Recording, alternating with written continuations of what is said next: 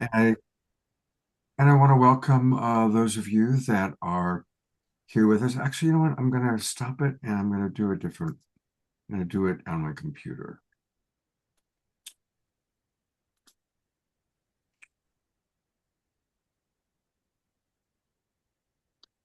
Thank you, Danny and Sarah, for everything.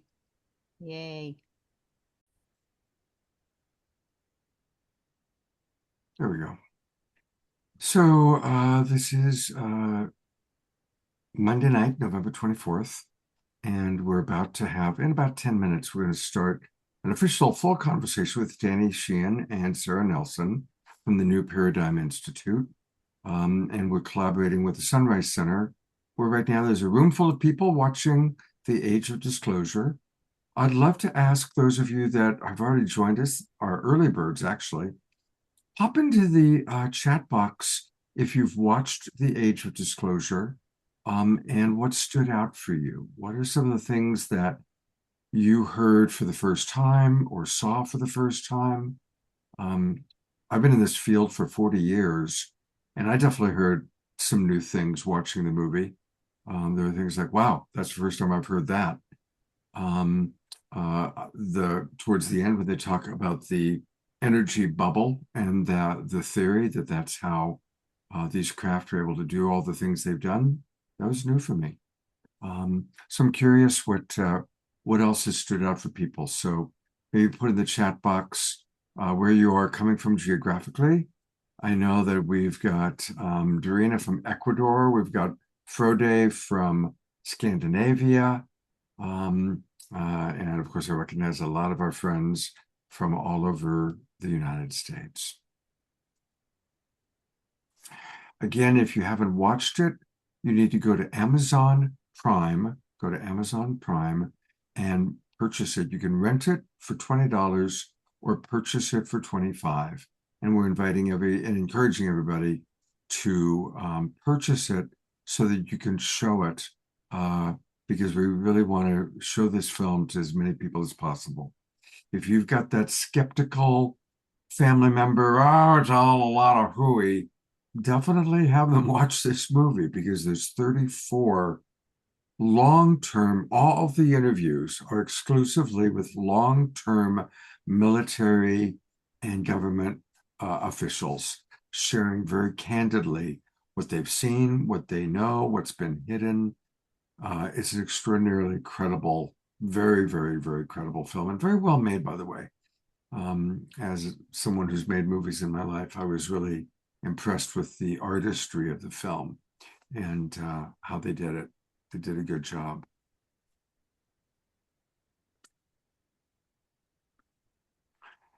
And Shannon is transcribing the call. Thank you, Shannon.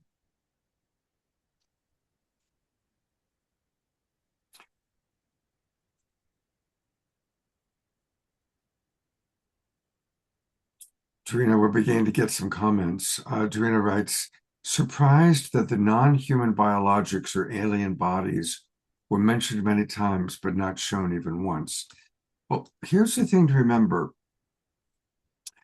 The people that are speaking are under, most of them are under a certain level of security that they can't go into detail.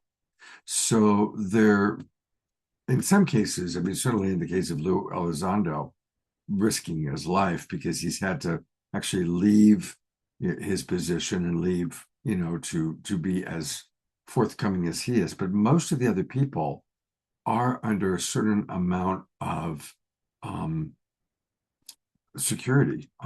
Sarah, maybe you can comment on that, what the level is, because we see all the people in the film talking, but they can't go into full detail. So, can you explain a little bit how that works? And I need you to unmute. Danny's moving right now to keep the echo from happening with our two computers. But Oh, so he may want to say something about this as well. But this is what I would say. It's really interesting because every one of those people that were in the film. There's 34 of them, and those people have security clearances for the most part.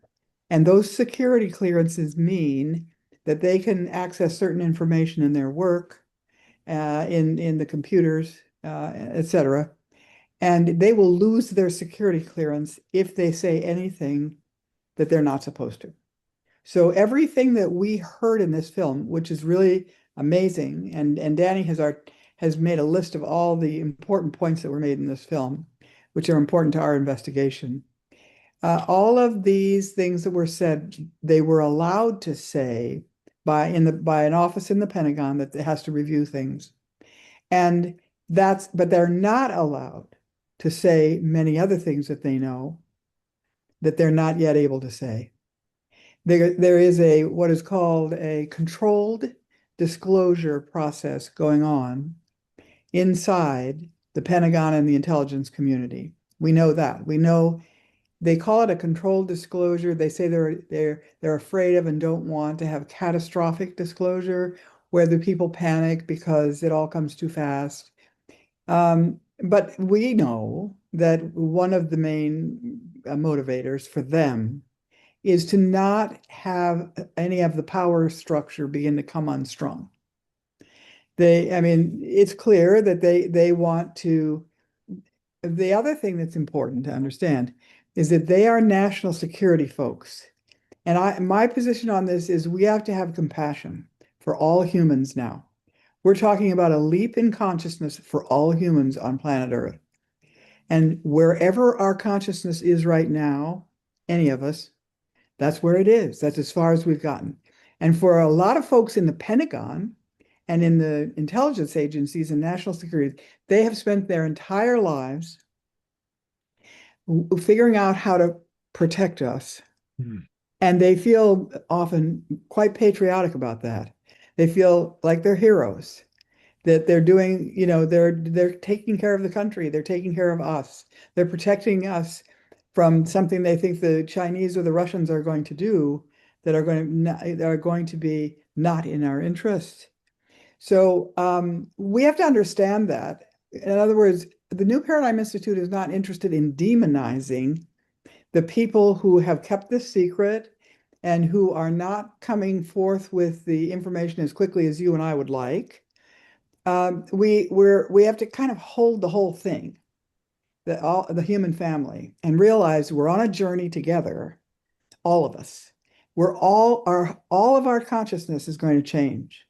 We can't not have it. It's not possible for it not to, because disclosure is going to unfold information that completely changes our identity, how we think about ourselves, who we are in the universe, who we are in relation to other galactic civilizations, and how we negotiate with them. What do they want from us? What are they doing here now? How long have they been here? What is their intention? And what are the arrangements that they've had already with certain elements of our government? What kind of collaborative interchange stuff has been transactional? Okay, we do this, you do that. We allow one another to do these two things. It appears that there's something like that going on. We don't have the details of it. But what we need to do, in my opinion, is we need to have compassion for all of our human family. And the sound went. We have to unfold together our consciousness. It's a long running and popular festival in Berkeley, and yet it's 35. By the way, I think I see that Lori's with us. I did mute her. Oh, good. So Lori's here. Lori, are you folks ready to screen Danny and Sara onto the so that your Sunrise Center friends can see?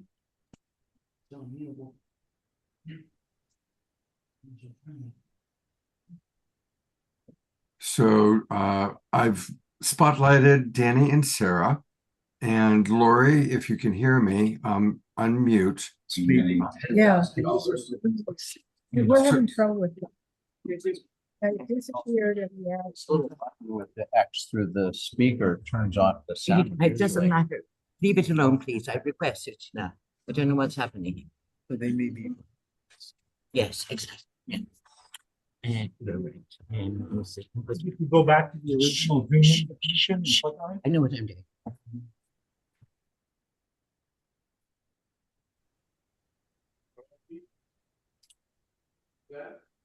So it looks like Sunrise Center is still trying to get their technology together. I'm going to share the first question for you. There is a wonderful question from Dr. Laura Chamberlain asking Danny and Sara, do you think that the benevolent ETs have put the government on notice saying that disclosure must be accomplished by a certain date? No, no, it doesn't appear to be like that. What does appear to be going on is that there is a growing potential for a potential thermonuclear encounter between the United States and Russia over the Ukrainian invasion. And that the United States, under both the Obama administration and under the Trump administration and the earlier Bush Jr. administration, were violating an agreement that had been reached when Gorbachev dissolved the Soviet Union back in 1991. The United States, per Bush Sr. and James Baker, the third, had agreed that if in fact Gorbachev agreed to step back out of the Cold War and to release all of the republics that were part of the Union of Soviet Socialist Republics, that the United States would never try to recruit them into NATO. But what happened is when Bush Jr. got in there, basically under the whip hand of Dick Cheney, the vice president, and they started immediately trying to recruit these new Eastern European nations into NATO. And the United States then, under Dick Cheney, basically began moving United States nuclear missiles into those republics to line up all along the western border of Russia. And Putin eventually responded when, after recruiting a number of these into NATO and moving missiles into the area, the United States started engaging through the Central Intelligence Agency to overthrow the government of Ukraine so they could get at the Crimea. And Crimea, in the southeastern section of the Ukraine, overlooks the only warm water harbor in all of Russia, where all of their nuclear submarines and all of their naval vessels come and go in the winter. And Putin would not allow that to happen. And that's when he, in fact, started moving troops into Crimea to secure that area against being taken over by Western allies. And that's what began this entire back and forth that's going on now. And eventually, Putin chose to invade and attempt to take back under Russian control the Russian-speaking provinces in the Ukraine. And that's what they're engaged in doing now. And the problem is that the United States kept on threatening to use the nuclear weapons that they've got, moved into those forward bases. And then Putin began to instruct his frontline combat units on how to deploy tactical nuclear weapons. And what happened then is the Union of Scientists, the Bulletin of Scientists, moved the doomsday clock up to 89 seconds before midnight. And this is a closer to a nuclear holocaust than we were even back during the Cuban Missile Crisis. Wow. So what's happened is there began to be a fairly dramatic increase in the appearance of the UFOs around the world.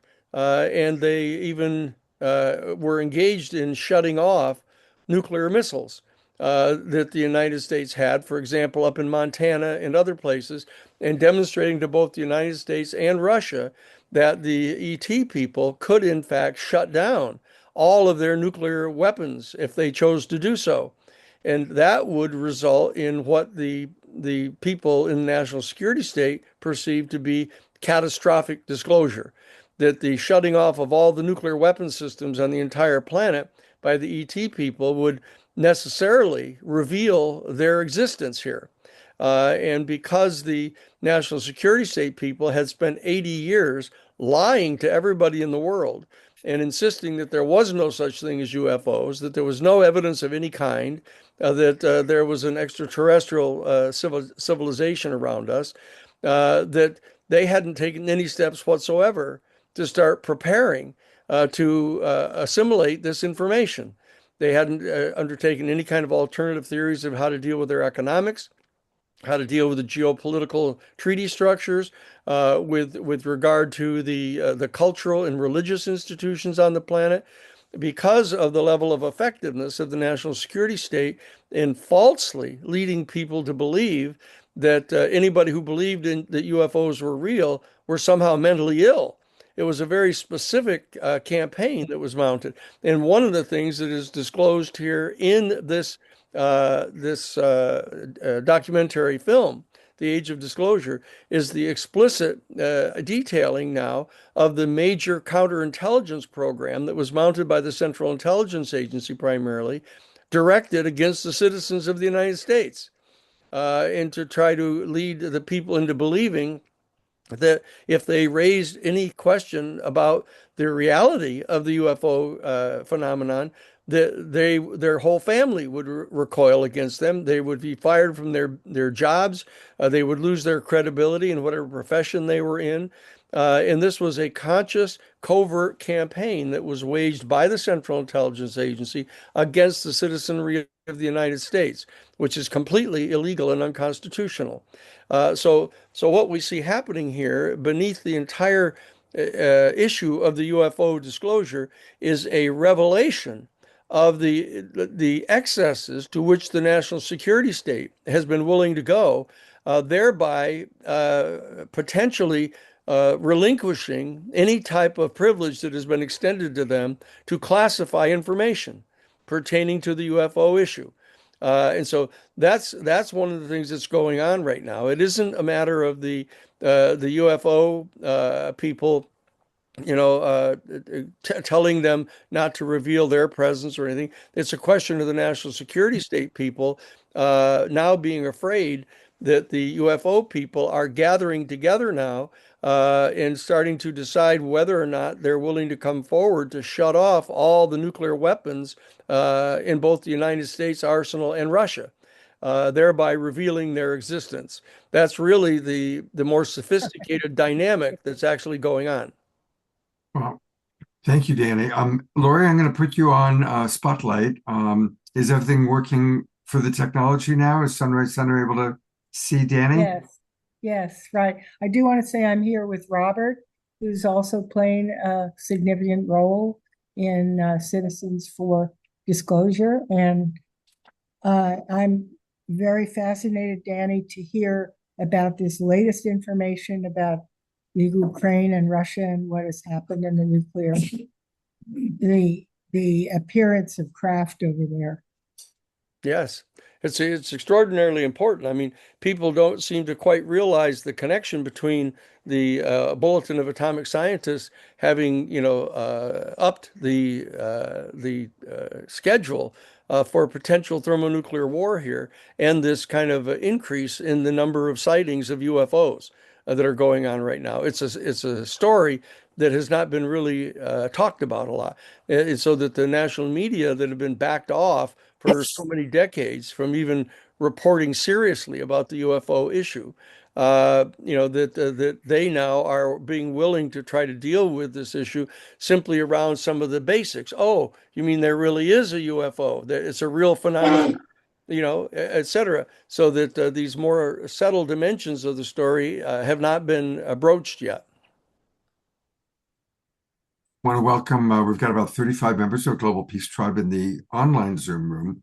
Please pop your questions into the chat box and I'll pass them on to Danny. Also with Danny is his wife and partner, Sara Nelson, and together they run the New Paradigm Institute. Lori, do you or any of your guests there have a question?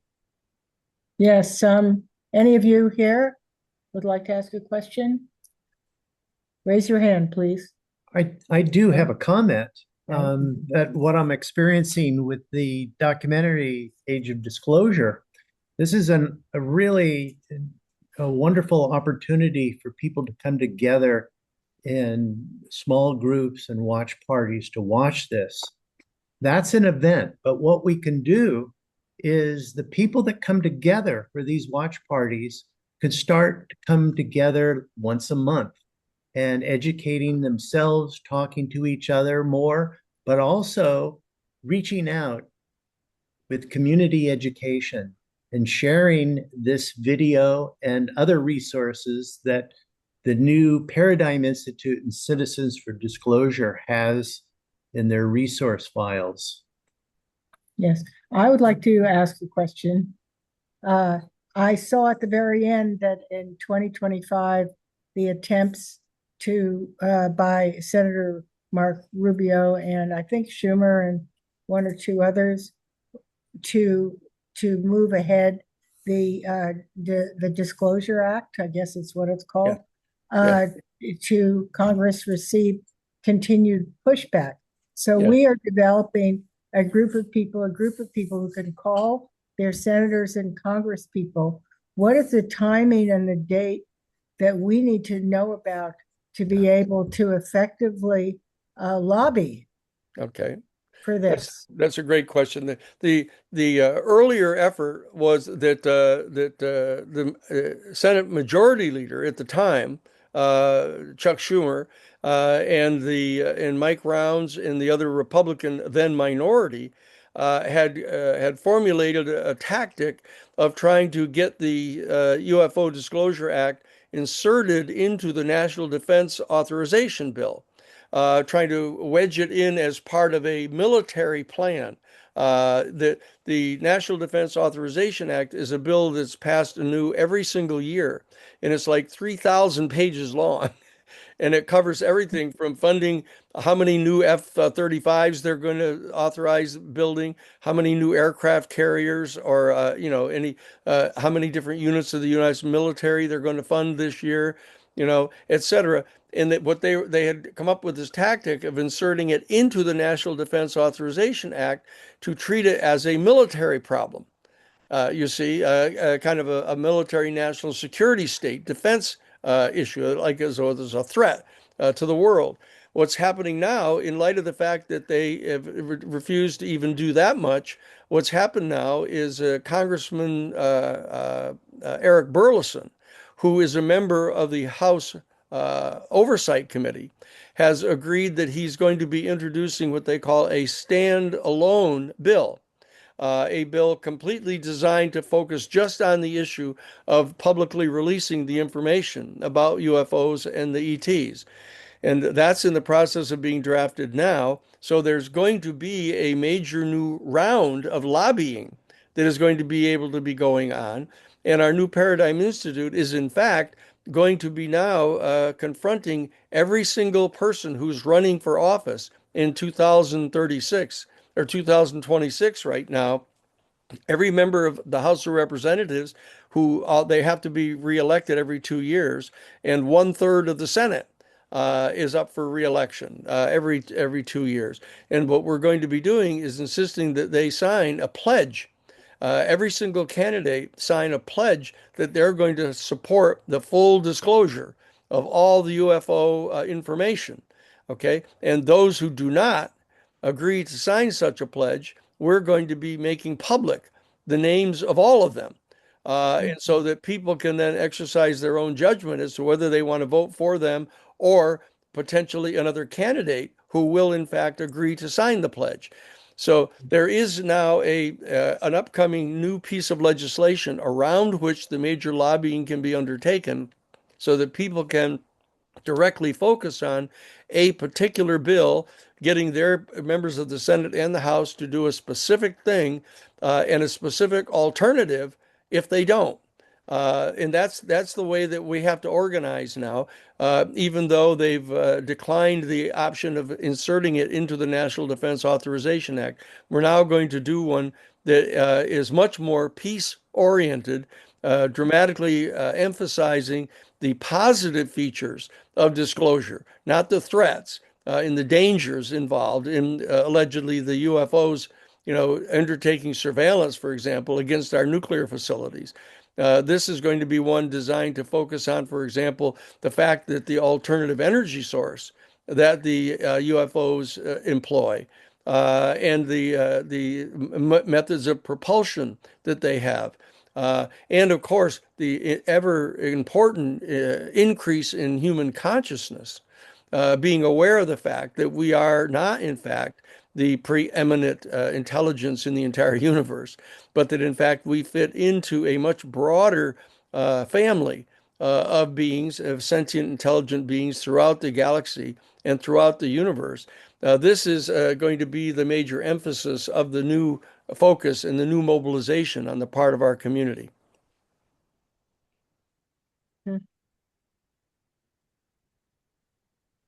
Oh, we have a question here. Yes, your name again? My name is Rich. Mhm.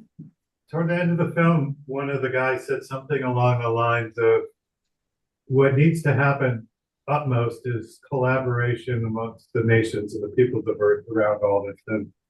And the flip side is, are we going to continue with this arms race, or is there some way we can leverage this technology that you're talking about to have free energy, have clean energy, the environmental, benefits alone are worthwhile, I think. But what does it take to move from where we are now in this sort of secret arms race to a time of collaboration where we're actually going to, share this information that's been reverse engineered from wherever and use it for the benefit of everyone? Is that possible? What does it take to make that happen? How do we move forward that? So, why don't you address that, can Sarah? you hear? Yes, this is a very, very important question, and it's a very important part of disclosure, what you're talking about. As I was saying earlier, the folks in the national security state, many of whom are now whistleblowers, either publicly or among the 40 that have testified behind closed doors to the Senate, and that's a lot of information that we would like to know. But at this point, only certain senators know that. But the point is that, as I said before, they look through a lens of national security and what's a threat. And of course, it's quite logical that they would think if the ETs could turn off our nuclear missiles or turn them on, and they've done both, or turn off our nuclear submarines and our big aircraft carriers that are nuclear powered, they can turn them off and let them sit there for a while till they decide to turn them on. They are indicating to us, the ETs are indicating to us that if you continue to use this nuclear capacity and it becomes more and more of a threat to an existential threat to the planet, we just want you to know we can turn it off. And that's very interesting.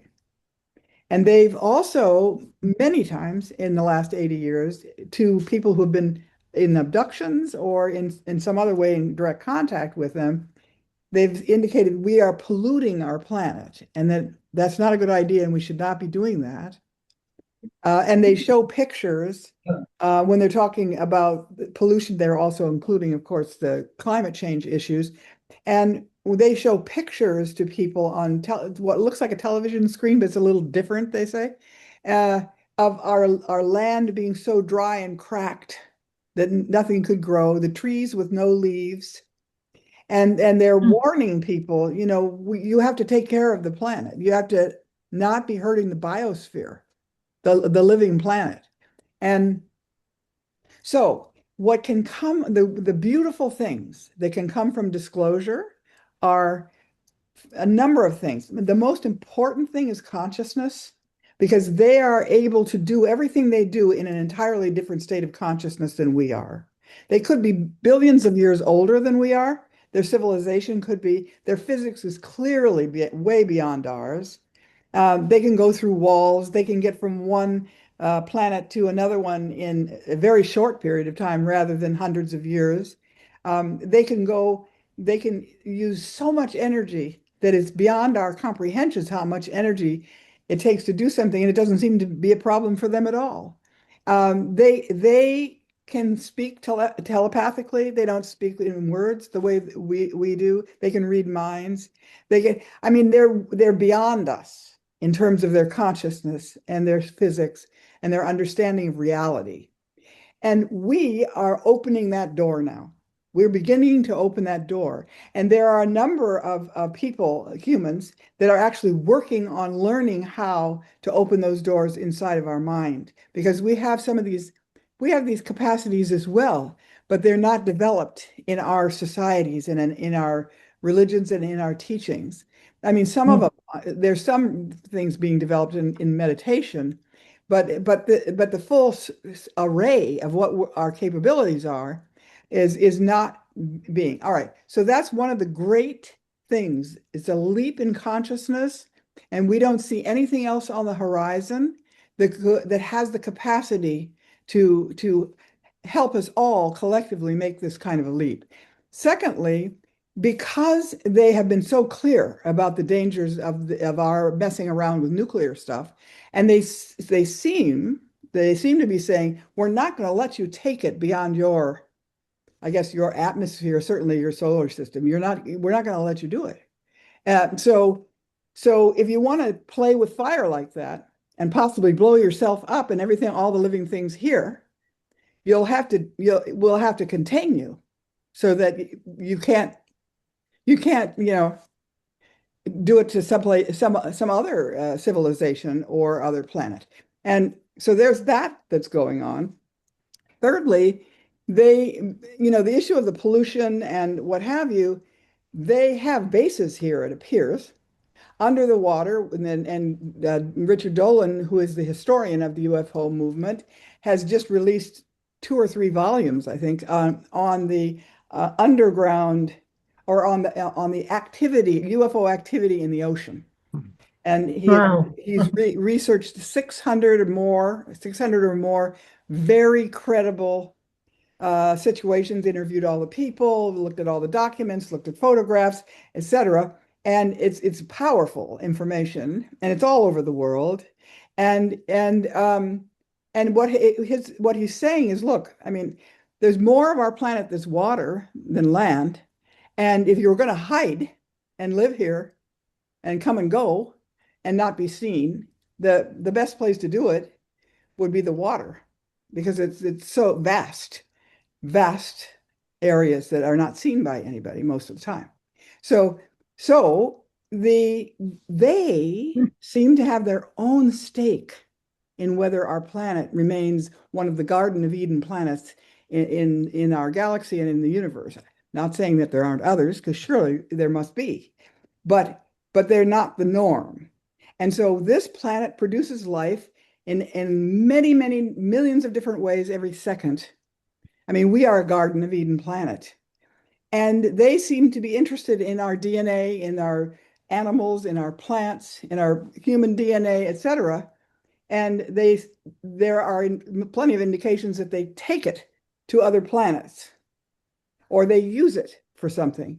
So some of the people who have had direct communication with him say that they feel like they are basically saying, this is not just your planet.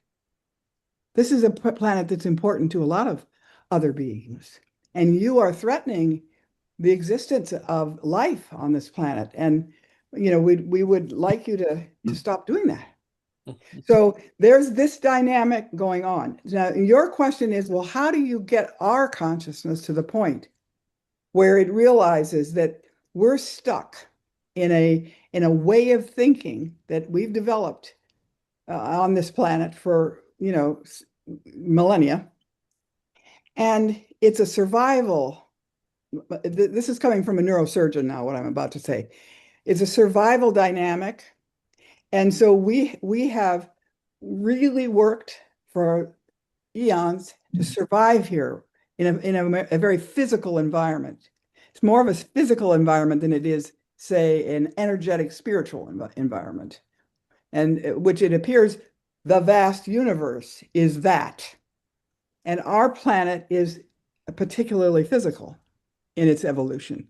So we're struggling all the time physically to survive here. And those of us that are still here have very strong, what he referred to as left brain activity, because we've had to have that in order to survive. So how do we calm that down and increase the activity of the rest of our brain so that we can begin to realize it's in all of our interests to work together on this? And that we don't, to get out of this mode of, oh, they're a threat, we're going to have another war, let's have another war, territory, goods, resources, we've got to fight over them, and if we're going to be dominant and survive, we've got to win.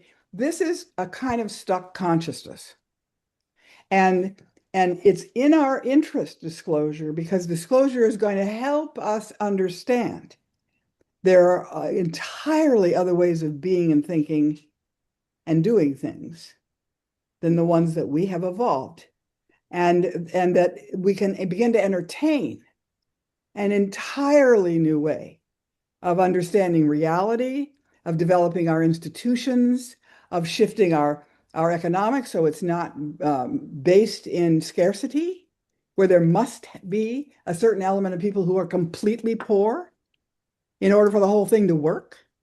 I mean, that's just as far as we've been able to evolve our economic and political and social systems on this planet. And what disclosure will do is open up the vista, so to speak, for us to think in entirely other terms and with a different view. And it could help us overcome the nuclear arms race and put it aside. It could help us stop killing one another and start working together as earthlings, negotiating with other galactic citizens. And it could help us clean up our pollution with new techniques that we don't even know about. We know that in Japan, there were actual studies done where ETs came and UFOs were flying above areas that had been radioactive because of Fukushima. And after they flew over there, the radiation levels had gone down because they tested it before and after. Oh, good. I mean, that means there's a possibility that they have an understanding of how to reduce that. Because we have nuclear plants all over the world on the water because they need water, like Fukushima.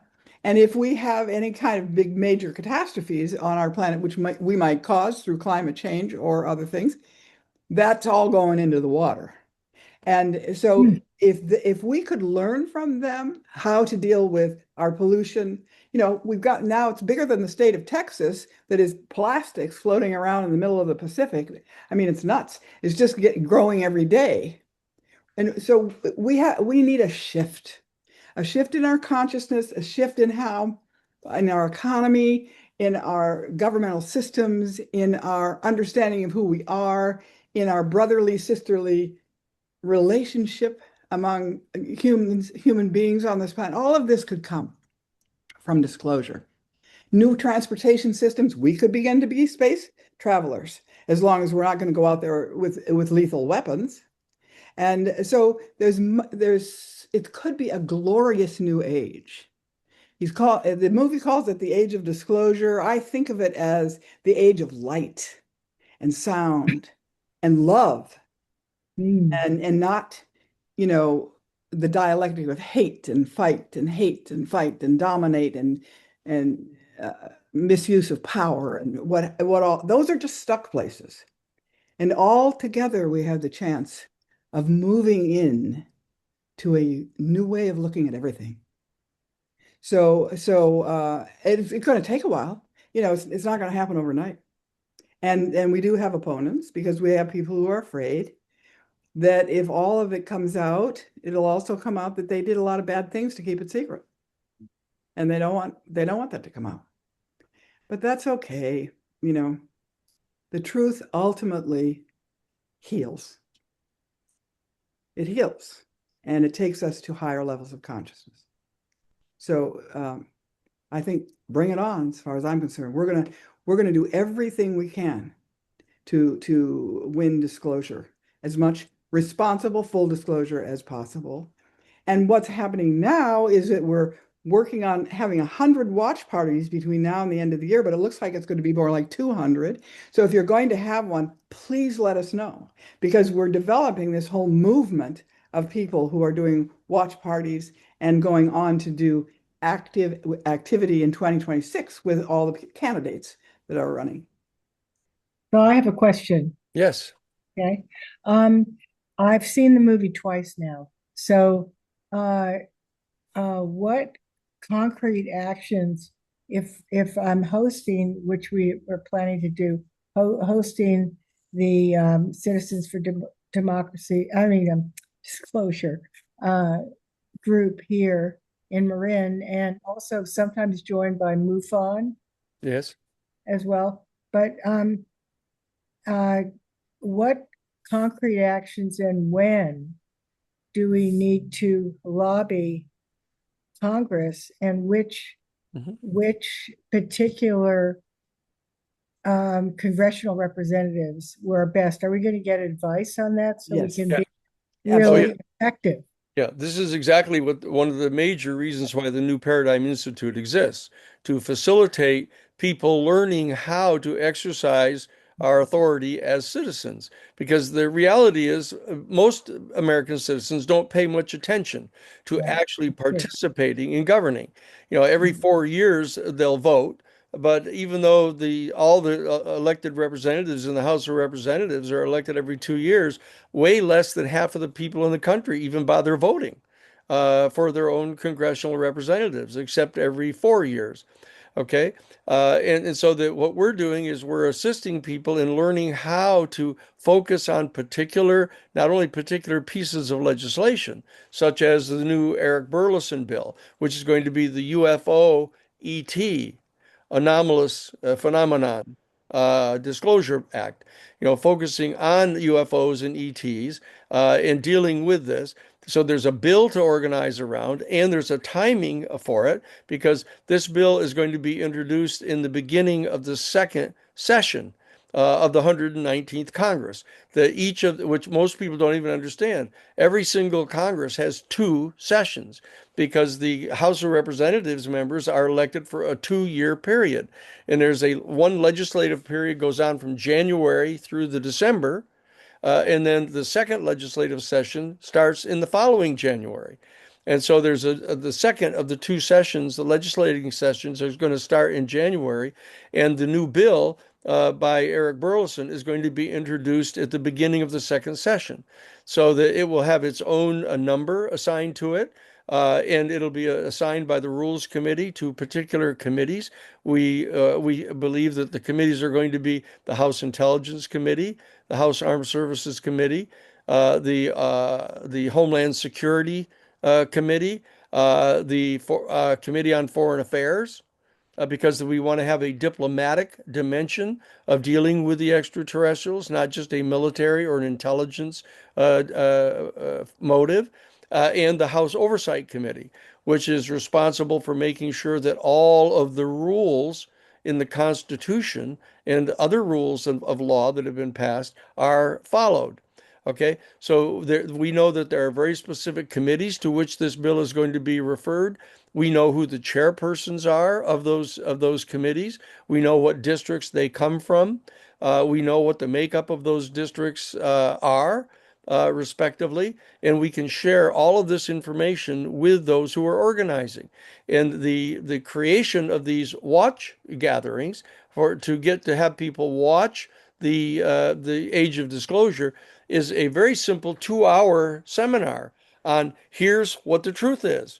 Here now people may be frustrated by saying, okay, here's Jay Stratton, who was the head of the Advanced Aerospace Special Weapons program. Here he is telling them that he personally has been in the presence of a non-human origin extraterrestrial spacecraft, and that he, in fact, has been in the presence and seen with his own eyes the non-human beings. Okay, so that's a wake-up call for people to realize, holy mackerel, the truth is what I suspected it might be. Now I'm having these people in positions of authority confirming it. Now what do I do about it? then we have the New Paradigm Institute coming to you by saying, here's the new law. This is the law that is being proposed by Congressman Eric Burlison. Here are the people that are on the key committees that are going to be voting on this to get it put up onto the floor for a full vote of the entire House of Representatives. Okay. And then here are the key Senate committees later that the bill is going to go to. All of this is known by the New Paradigm Institute. We've studied this. We have people here who have spent their entire lives working in this particular area, all the way from college, studying how the government structures work and how the committees function, and have gone to law school and realized how the Constitution applies to all the rules. And so what they've done is they've boiled all this information down into very simple, bite-sized chunks so that we can provide this information to people so they know exactly what to do and when to do it and who to direct their attention to. So this is what the New Paradigm Institute is all about with regard to securing the disclosure. But extremely importantly, we are also, as the New Paradigm Institute, we are here to help formulate potential alternative economic structures, potential alternative treaty organizations on the planet to replace NATO in the Warsaw Pact of military alliances, right? So that we're here to help to explain to people what the options are to assimilate all of this new information and how to set up. For example, at the end of World War II, Franklin Roosevelt decided that what he was going to do is he was going to establish a rural electrification program, that the federal government was going to be building the Tennessee Valley Authority to pay for major tax monies, build a huge center that is going to be able to generate electrical power, and they're going to build electrical lines out into the rural areas of the countryside, and this was all going to be done by the government, okay? And so that they didn't have to have large corporations making hundreds of billions of dollars in profits to get this done. These are alternative ways of going about moving the source of energy out to everybody. You heard Hal Puthoff here in the video say he thinks that this new energy source ought to be made available to all the people of the world. Not just be the possession of one particular private corporation or even for one country. Okay, so that the New Paradigm Institute is here specifically to help organize people, to get people into smaller groups, to watch the movie, and then become people who share this information with their friends and neighbors so you can get to know the people in your congressional district. For example, over half of the people in the country don't even know who their congressional representative is, much less how to get in touch with her or him, and so we facilitate that. So we're here to make this easy for everybody. We'll do a lot of the hard work and a lot of the homework, and we'll be able to get the bite-sized pieces of information into the hands of the people. If you will, individual people out in the countryside will do the work of gathering people together, showing them the movie, and organizing them into, for example, getting access to the weekly reports that the New Paradigm Institute puts out, updating everybody on what the state of development is in each of these pieces of legislation. So that's what we're here for. That's why the 501c3 project has been set up by the Romero Institute so that tax deductible contributions can be given to the New Paradigm Institute, and people can take tax deductions right out of their federal income tax, giving the money to the New Paradigm Institute rather than to the government in their taxes. These are the alternatives that we have. And we have newsletters that go out regularly to you for free. And this is all free. We've set the whole thing up so that the contributions that people give cover lots of the costs that we have, so people can become members for free and get the newsletters for free. We can provide free information on how you organize a watch party and how you organize the people to lobby to give you new information about who your congressional representatives are. This is what the New Paradigm Institute is here for, to help do this work. Put it up for everybody to look at. For those watching on the internet, it's newparadigminstitute.org. And please, it's important for all of us to Of course, at the very least, sign up for the newsletter, which is always filled with lots of interesting information. And then this is where you can click to donate. I want to encourage all of us to support the very important work that Danny and Sara are doing, and their whole team. And I'm going to bring Shannon up because she's got a question for you, Danny. Fine. Hi, You have to be Shannon. here, Shannon. Hi, Danny. Nice to see you. Nice to see you here. I had attended a watch party of it yesterday, and Amazon wasn't very kind to us, so we only got to listen to it. But Really? Wow. There were 18 people who listened through the whole thing, and it did not detract from the power of the content. Mhm. I'm kind of familiar with most of the content because Jim tells us everything on Humanity Rising. Yes. But you know, I'm going to be having a watch party for the State of the World Forum, and I know that you're part of that as well, aren't you?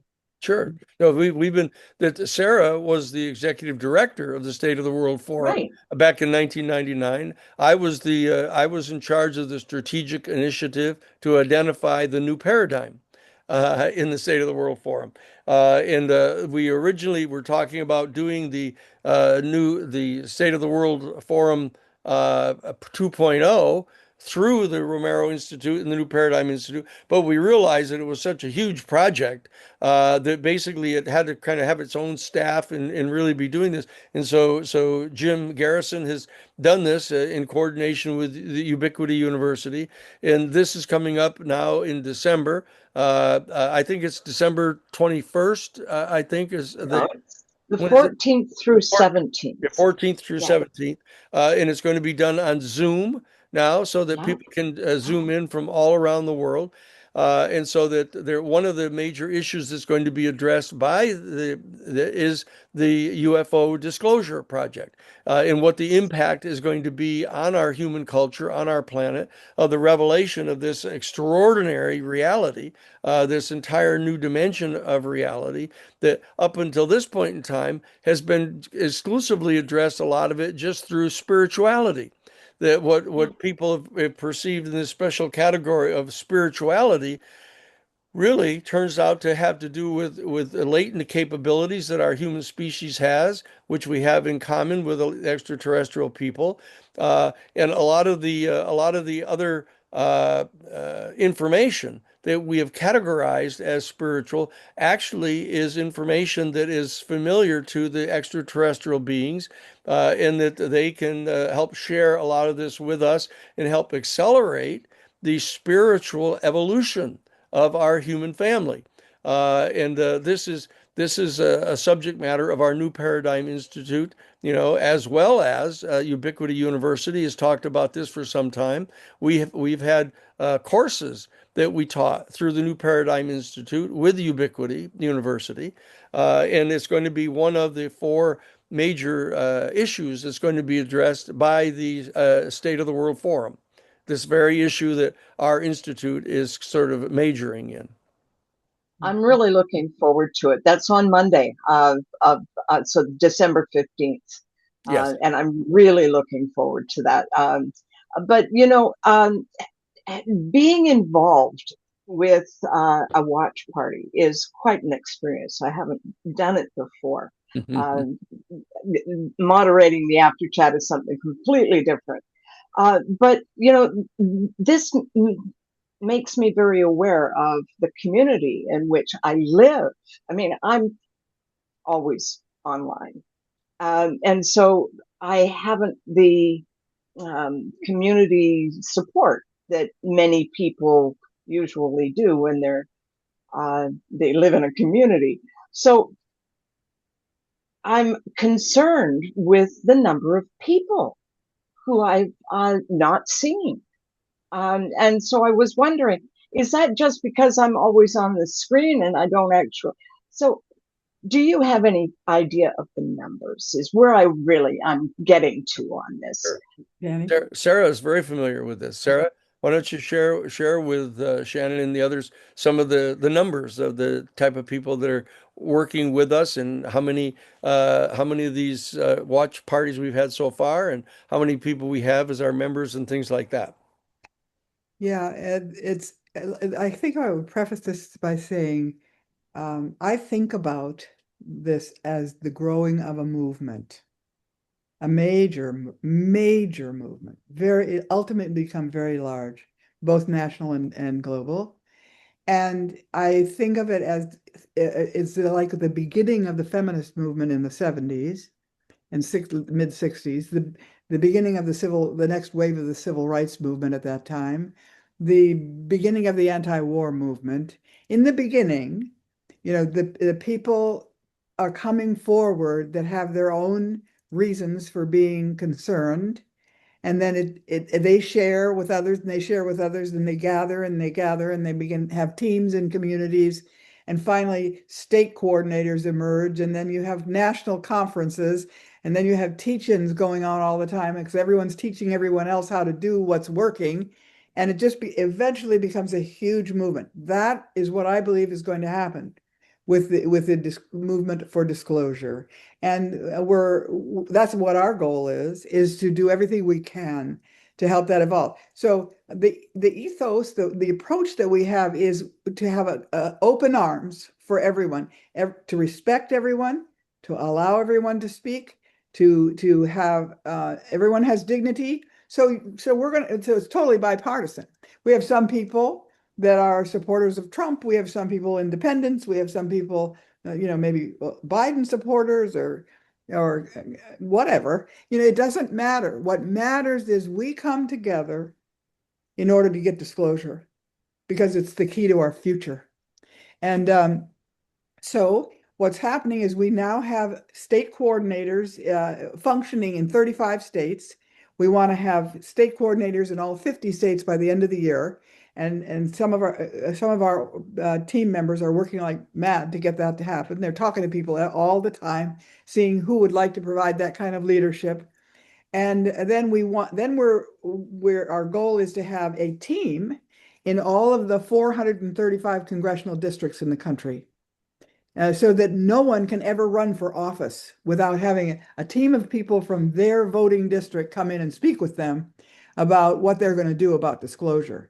And the reason for this is that we ultimately have to have government policies, government negotiations, government exposure of what's been held secret. There's so many government elements to this that our strategic thinking is we've got to be organized everywhere, because the voters ultimately have the power. And even though there's an elitist thing in Washington often where they don't really think the voters are important, as soon as the voters start to indicate that they might vote for somebody else, they become very important. And as soon as there's an issue that is so important to them that they will march, they will hold a press conference, they will show up at a town hall and raise their hand with a sign. As soon as all of that starts to happen, the elected say, well, I'm going to have to pay attention to this. So we're building that kind of grassroots force of citizen responsibility and call for oversight, because we elect these people and they're not doing their job. They're not doing oversight over this. It's been taken over by the Pentagon and the CIA, and they have to take it back, and they have to be responsible, and they have to do it. So I'm hoping that all of these watch parties, because there are 70 watch parties now that are going to happen between now and the end of the year that are not from our Citizens for Disclosure. We're doing almost 100 ourselves. So I'm hoping that all of those watch parties will come into the movement and provide more people in more places that are educating people, coming together, sharing information with one another on a regular basis, forming community, supporting one another, and moving into the new consciousness themselves, right there on the ground. Yeah. Beautiful. We'll go to Tricia in a moment, but there's a question from Drina Joy coming all the way from Ecuador. And Drina asks, do you believe that we are being protected or controlled by our extraterrestrial NHIs and AI? The optimistic view she presents is that humanity is being shepherded and they're protecting us from our self-destructive ways. The more pessimistic view is that we're being kept in some sort of a cosmic zoo until we're deemed safe. What are your thoughts about that? Well, one of the things that we recognize is that people perceive the UFO and ET phenomenon through the lens of their own particular worldview. And people have heard me talk about this before. This is part of what I studied in the master's and PhD program at Harvard Divinity School after already graduating from the college and law school and going out and practicing law. I ended up coming back to study about this comparative social ethics. That it turns out that there's an entire octave of different worldviews that people, just like do, re, mi, fa, sol, la, ti, do. Just like in the just like the chakras of the red, orange, yellow, green, blue, the different chakra centers in the body, they have an effect upon the worldview that people have, the prism through which they perceive reality in the outside world. And so what we're trying to do now is to really thoroughly understand each of the different human worldviews and see how they perceive this. For example, a person who is a second paradigm dialectician who is engaged in constantly bifurcating reality, and there are good guys and bad guys. There's the red team and the blue team, and that the only way anybody gets to try to get at reality is by someone postulating a thesis and someone else postulating an antithesis, and then them clashing together and struggling, and then generating a synthesis, which becomes its own new operating thesis. People who are adherents to that second paradigm worldview tend to view the ET encounter as an ultimate other of some kind that we have to have some sort of dialogical conflict with of some sort to try to resolve our differences and come to some sort of treaty with these people.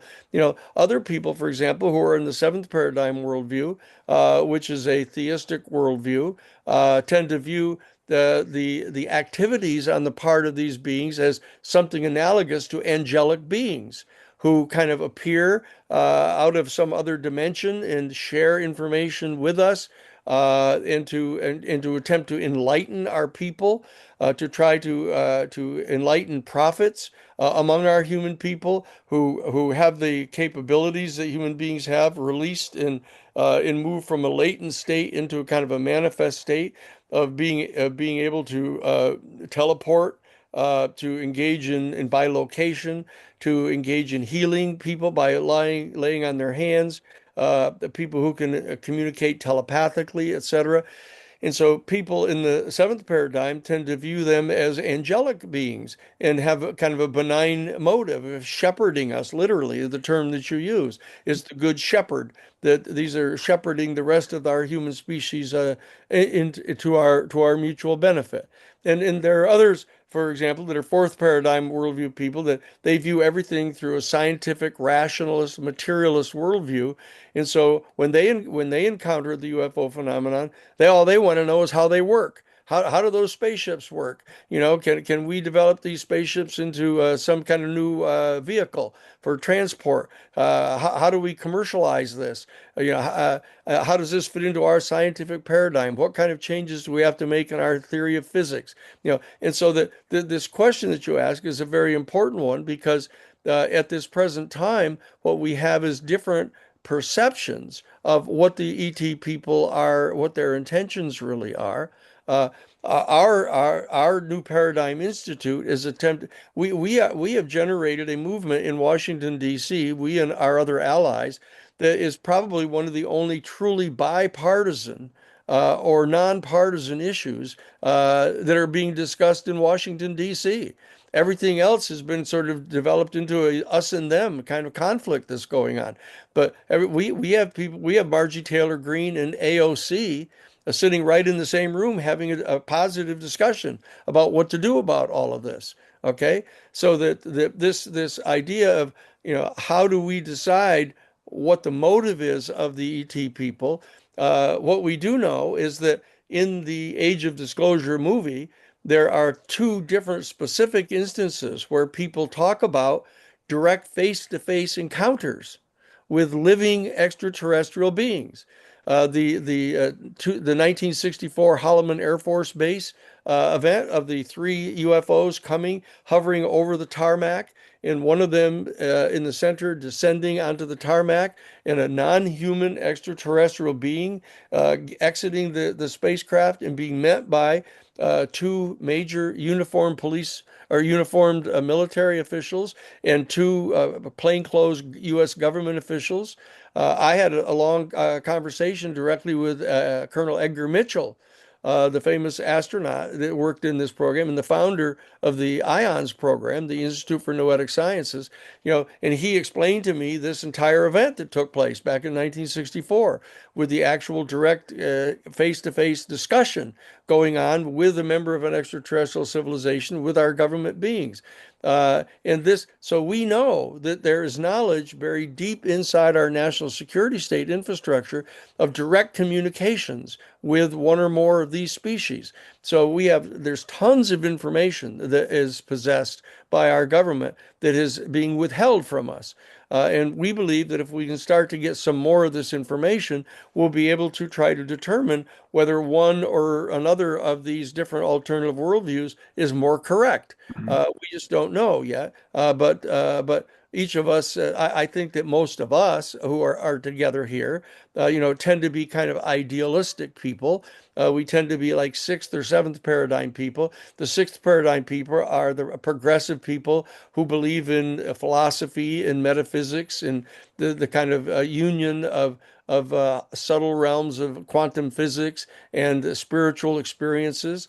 But the bottom line is we'll find out a lot more about this with disclosure, and then we will be able to amend the type of recommendations that we're making in the New Paradigm Institute as to what kind of amendments we need to undertake with regard to our economic structures, our governing structures, our religious institutions, etc., pursuant to the more knowledge that we get. So that's we don't know for certain, whether there's a different agenda we know of at least 5 of these different species that we've actually had direct encounters with, and we don't know yet exactly what the nature of the juridical structure is in which they relate with each other. We don't know if they have some sort of, galactic federation of some sort, or what type of jurisdiction one group exercises over others. We don't know all of this yet, but we're willing to find out, and we're willing to approach this in good faith, and we're willing to approach it in an upward, positive, forward disposition of a peaceful and mutually beneficial nature for both them and us. Thank you, Danny. Lori, do you have, I'm putting you on if you have a question. You've had your hand up for a while and we haven't seen you. So I just need you to unmute and then share whatever you want to share, but you got to unmute first. So we're going past 10 o'clock and most of the people unfortunately have left. I feel I have to be very careful about my time. And so when I heard you, Danny, say it's the beginning of the second session was when the lobbying will start. Yes. I actually have to put it in my calendar. January 15th, January 30th, February 15th, something, so that I can plan to be available. I might be in Washington. I might fly over. I've done lobbying before. Yes, sure. Danny? Well, they come into session, I think, on the first Tuesday after the January holidays. So they'll be coming in around the 6th of January or so. They'll be coming back into session. We are working You're talking about December now or January? We're talking about January. Okay. About January. right now. That some people are talking about trying to talk them one last gasp effort to get it put into the National Defense Authorization Act, but that I don't think that most of our people are ready for that yet. And we prefer to have it come through the standalone bill. The standalone bill is a lot more peacefully oriented than the National Defense Authorization Act. When would it be voted on potentially?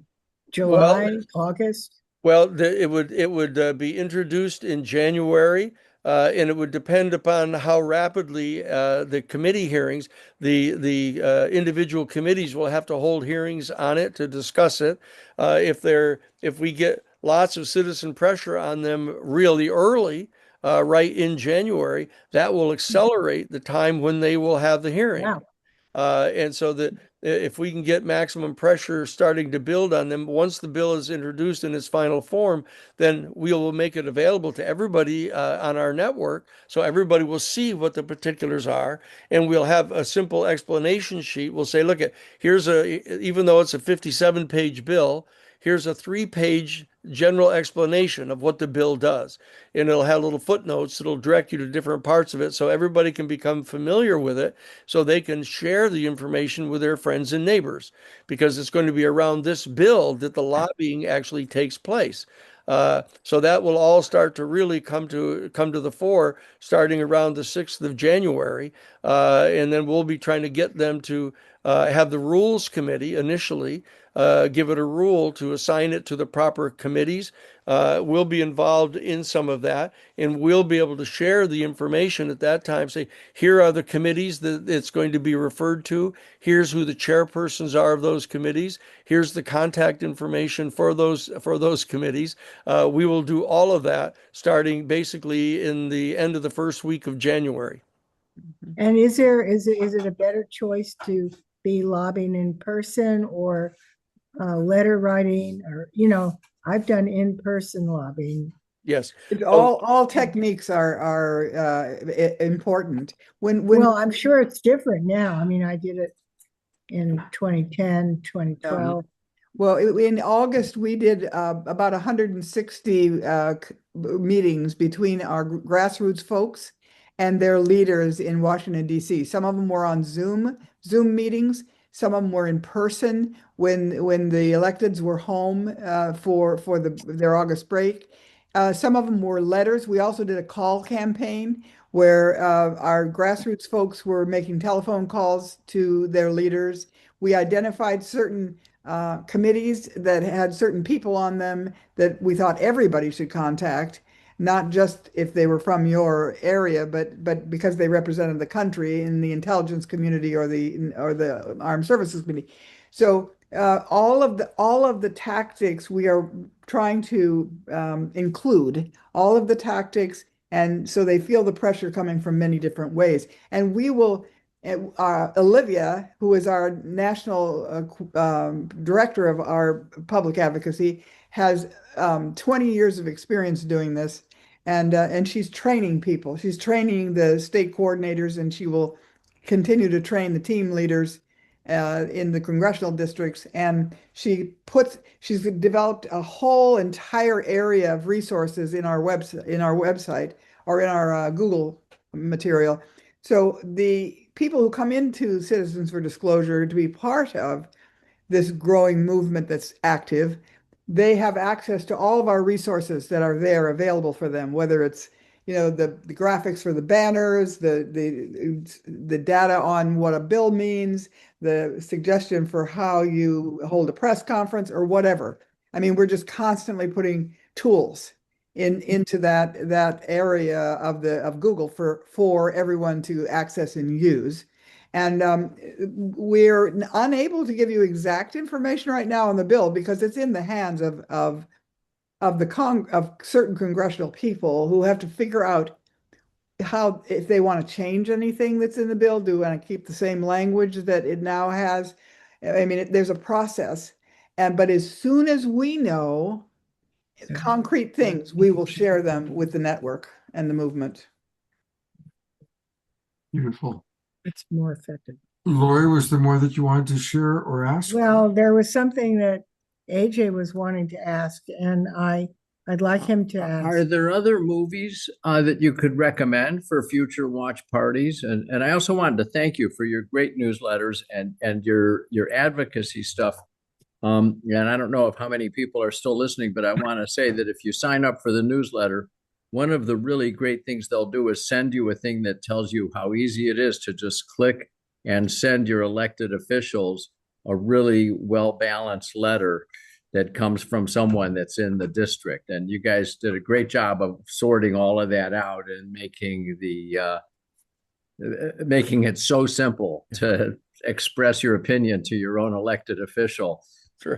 That was brilliant. And I want to say that. And I'm also, I love the movie. I love the concept of the watch parties and the teach-ins, and wondering if we can continue with any other movies you would recommend, or just try and do the same movie to a more audience, you know? This one is going to have a lot of staying power because it is so comprehensive in covering all kinds of different areas with different people in different positions of authority. But there And the are most current. It's the and newest most movie current. out there. It's the most current, but there are other ones. They have for example, they have one that is called the accidental truth, or the accidental truth. There's another there's actually, they're on our website. There's a list Great. of resources I'll check it out. Thank you. of different videos. But it's Okay, good that thank you you. raised it, because I wrote it down that we'll review that and see if we can continue to add to it. But I would suggest this one, The Lost Century. The Lost Century is Mm. really powerful for environmentalists to see, because it basically clearly outlines, this was done earlier, this film, but it's still very, very important for reaching the environmental community, because it shows how, had we known these things, we might not have climate change. I mean, we might not, because the kind of energy, we might have had an alternative form of energy a long time ago, and we might not have done this to ourselves.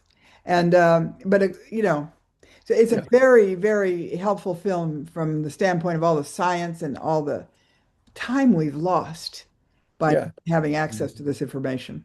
And there's Thank you. I want to Thank you. remind I know it's getting people- super late.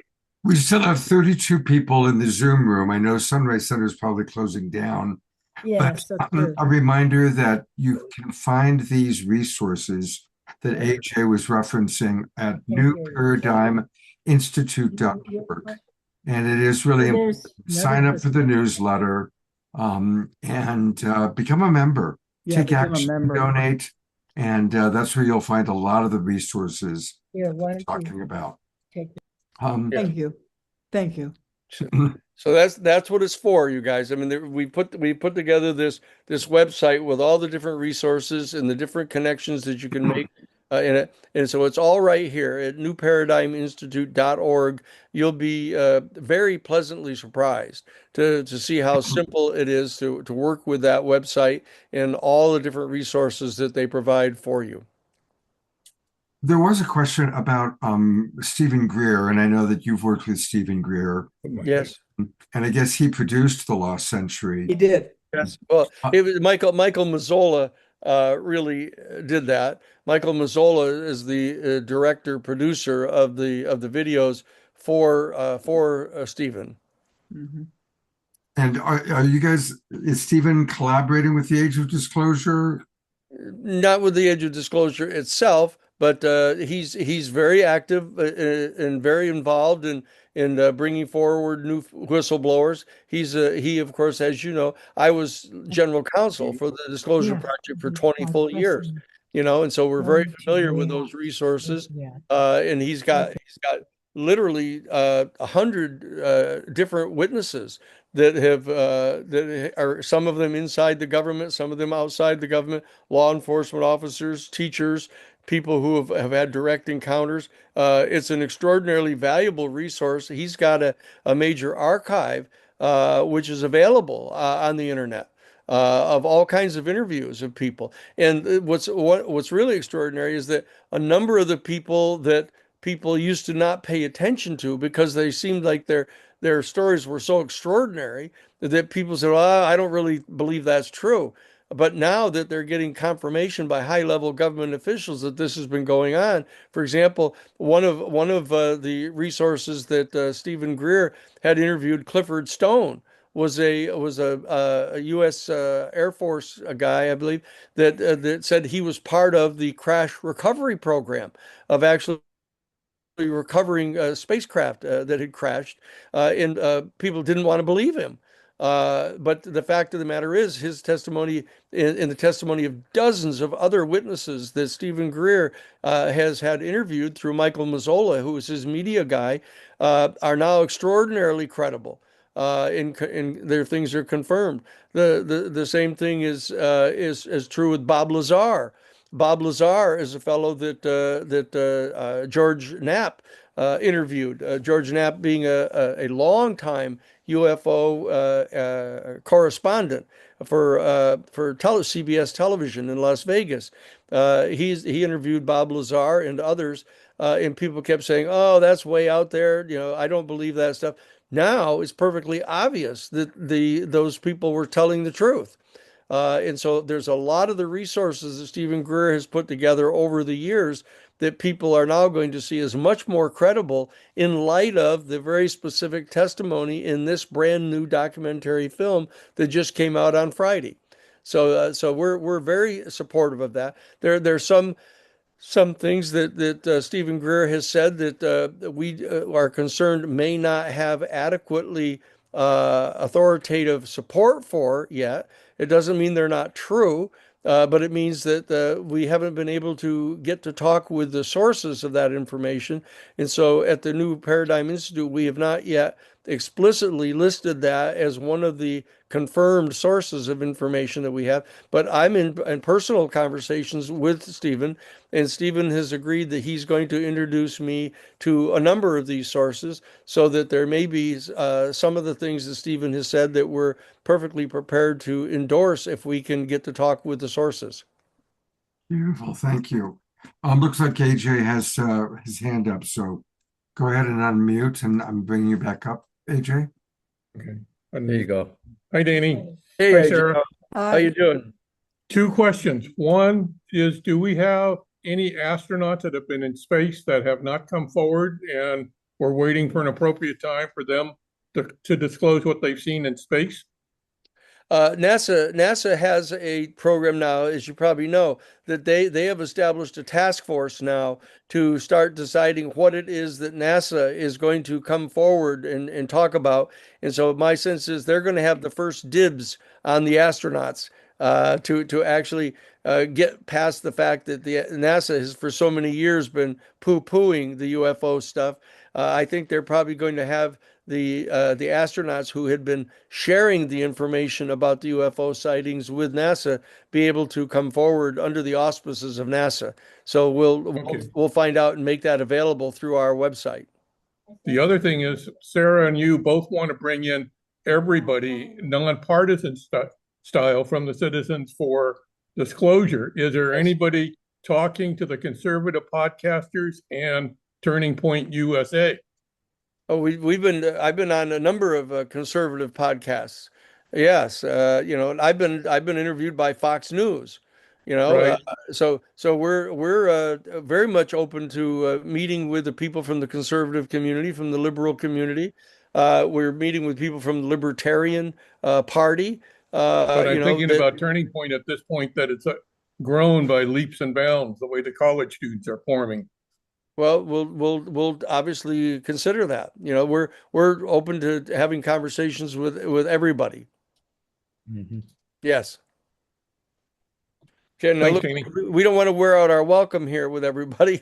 I know that it's getting on to 10:30 now. It's been 90 minutes with getting to talk to everybody. We don't want to cut anybody short, but we want everybody to be able to get home safely and get sleep, because there's a lot of work to do here. This is part of it, getting to share the information together, but we've all got to get up early and get working on this between now and Turkey His Day. hand up though, Danny. Someone Yeah. has his hand up. Fine. Over there. Okay, so last question here. You need to unmute. Yeah, you have to unmute, guys. Okay, now you got There it. you go. We're here now. Okay, I have an observation and two questions. The observation is, here's obviously one or more races of superior beings who have not attacked us. Duh. Right. That's a good observation. Duh. Right. And first question is, I've heard just recently in the last year some negative whisperings about Lou Elizondo for some reason. And could you enlighten me on that? Yeah, actually, the just 2 days ago, what's happened is the people in the Pentagon, Susan Goff and some others, have been making public statements about Lou that are just flatly untrue, and saying that there's no indication that he was ever working for the Defense Department. There's no record of him ever having worked with anything called ATIP. Those documents are now coming out. The actual documented proof that those are knowingly false statements that were being made officially by not only the Defense Department but also by Arrow, the All Domain Anomalous Resolution Office, and so those rumors are being rapidly squelched now. That we have, as you know, I'm the attorney for Lou, and Lou has been extremely patient with the people that have been lying and saying things about him, and because he knows it's true, and he knew that we would slowly work our way through getting at all the documentation to prove what he was saying. And now you have these some 34 people coming forward all in one place, confirming the substance of what it is he was saying, including detailed testimony by people that work directly in the ATIP program, the Advanced Aerospace Threat Identification Program, that work directly with him as his superiors. It sounds like the accusations against Bob Lazar early in the game. Yeah, same kind of fake stuff. Same kind of stuff. In Bob Lazar, there's now a new documentary film that is being in the finishing steps right now. That's going to be coming out about Bob Lazar, reiterating the things that he has been telling people for all these years that are now being confirmed by these people. And so people have gone back to Bob Lazar saying, they really dumped on you pretty aggressively throughout all that period. But now it's clear that what you were saying is true. Let's hear it again. Tell us in detail what your firsthand knowledge is about these programs because you were at Area 51. So Yeah. please tell us. So that both Lou and Bob Lazar are going to be confirmed to have been telling the truth all of this time. And both of them have showed extreme patience, in not losing their temper and becoming, angry or, upset about all. Well, they're upset, but they both showed extraordinary patience up to this point, and it's paying off now. I'd like to make one comment about Lou, who I really appreciate his courage and his research that he's pulled together on all this and everything. But he's a national security state guy, and so he has a long history in the military, and he's probably done things in the military that you and I wouldn't do, or wouldn't think should be done. But the interesting thing is his consciousness is evolving just like all of ours is going to. And so this moment I'll never forget was when he was being interviewed by Chris Ramsey up in Montreal. And Lou spent about 40 minutes talking about love. Wow. This is a guy, a really tough, covert guy. Yeah. With very tough, it's sort of like Jake Barber. Jake Barber was in a helicopter hauling a vehicle, an ET vehicle at the bottom of his helicopter, and he was so overcome with love that it changed his life forever. And he thinks, and it was a feminine energy, and he believes it was from the ET that had maybe died in that ship or was dying or something, and it completely changed his life. So this is an amazing journey that we're all on together. And we'll all be evolving. One last question. Sure. Do you know where I can get a ride? Yeah, right there. Right there. They're going to be the last remnants of the people that are there will give you a ride right back home. Okay. I'm too far away, or else I'd give you a ride. Maybe we'll all get picked up tonight on our. That's not the ride I was talking about. Yeah. Right. If you want the longer ride, that's going to take a little while. We're going to open our diplomatic relations and Get one of those energy bubbles tonight Yeah. while we sleep. Yeah. Thank you again for coming out tonight and staying up so late with all of us. Terrific, you guys. Well, thank you so much. We're here for you. Thank you, Scott, for getting everybody together on this thing. Thank you to all the members of the Global Peace Tribe. We'll be here. Check on our newparadigminstitute.org. Everybody sign up to become members of MPI and become members of the Citizens for Disclosure. And do a gathering and show the film. We'll help make it available for you. So you can make sure you get it shown to all your friends and neighbors so they can talk about it peacefully around the Thanksgiving table coming up on Thursday. That's a good idea. There it is. All right. Thank you Tell very much, your- Danny, your Sarah. Aunt Thank you, Matilda. Lori. Yeah. And we'll see all of our Global Peace Tribers on Wednesday night for our next Awakening Thank you, World. Scott. Thank Good you. night, everybody. Danny and Sarah. Good night, Thank you everybody. again for